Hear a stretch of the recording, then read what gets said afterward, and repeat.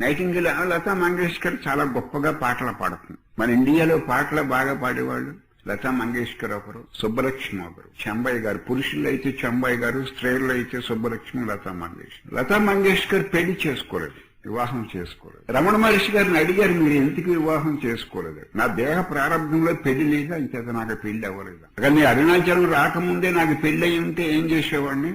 నా దేహ ప్రారంభంలో పెళ్లి లేదు, అంచేత నాకు పెళ్లి అవ్వలేదు అన్నాడు రమణ మహర్షి. ఇదే లతా మంగేష్కర్ కూడా పెళ్లి చేసుకోలేదు. మన లతా మంగేష్కర్ లతా మంగేష్కర్ ఇప్పుడు చాలా ముసలావిడ అయిపోయింది. మీరు వయసులో ఉండగా ఎందుకు పెళ్లి చేసుకోలేదని లతా మంగేష్కర్ని అడిగారు బాంబేలో.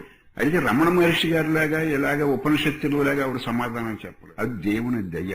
ఒకవేళ నాకు పెళ్లి అయి ఉంటే అది దేవుని దయ, గాడ్స్ మెర్సీ. నాకు పెళ్లి అవ్వలేకపోవటం నాకు ప్రారంధాల విషయాలు నాకేం తెలియదు. పెళ్లి అవ్వలేదంటే అది దేవుని దయ.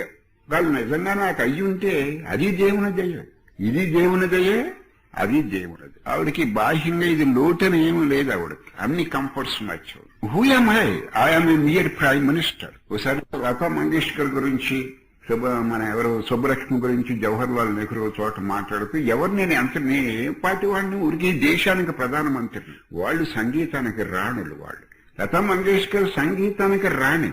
నేను హూ యామ్ అందరూ ఎన్నుకుంటే ప్రధానమంత్రిని అయ్యాను, కానీ సంగీతానికి రాణి Lata Mangeshkar. Who am I'm a near prime minister before Lata Mangeshkar and before Subbalakshmi. ఇప్పుడు లతా మంగేష్కర్ సమాధానం నుంచి మనం తెలుసుకునేది ఏమంటే, ఆవిడ ప్రారంభం అని ఇలాగే ఇటువంటి మాటలు ఏం చెప్పలేదు. ఉపనిషత్తుల కంటే అందంగా చెప్పింది. నాకు పెళ్లి అవ్వలేదంటే దేవుని దయ, ఒకవేళ అయ్యి ఉంటే అది దేవుని దయ. దేవునికి తెలియకుండా, దేవుని దయ లేకుండా ఈ సృష్టిలో ఏమీ జరగదు. సరే, మీకేమైనా కోరికలు ఉన్నాయని అడిగారు ఆవిడ్ని. కోరికలు ఉన్నాయని చెప్పింది.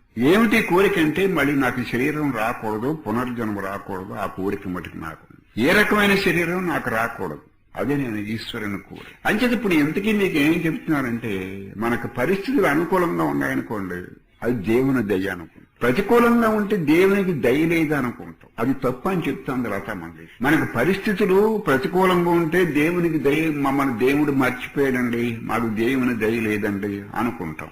పరిస్థితులు అనుకూలంగా ఉంటే దేవుని దయ అనుకుంటాం. అది తప్పు. అది భక్తుడి లక్షణం కాదు, సాధకుడి లక్షణం కాదు, తెలివిగలవాడు లక్షణం కాదు, ఆలోచనాపరుడి లక్షణం కాదు. మనకి పరిస్థితులు అనుకూలంగా ఉన్న దేవుని దయ, ప్రతికూలంగా ఉన్న దేవుని దయ. కానీ అది పరిస్థితులు అనుకూలంగా ఉంటే ఒక రకంగా ఉండి, ప్రతికూలంగా ఉంటే మరొక రకంగా ఉండి అనుకుంటా. అంటే మన ఆలోచనలో తేడా ఉంటే, మన మనసులో మన బుద్ధిలో హెచ్చు తగ్గులుంటే మనం సాధనకు పనికరం. ఏది కలిగినా, ఏది వచ్చినా, జరిగింది, జరుగుతున్నది, జరగబోయేది అంతా దేవుని దయ అని గుర్తించిన వాడు మాత్రమే నిజంగా దేవుణ్ణి ప్రేమించేవాడని లత ఈ మధ్యన బాంబేలో ఒక స్టేట్మెంట్ లో చెప్పారు.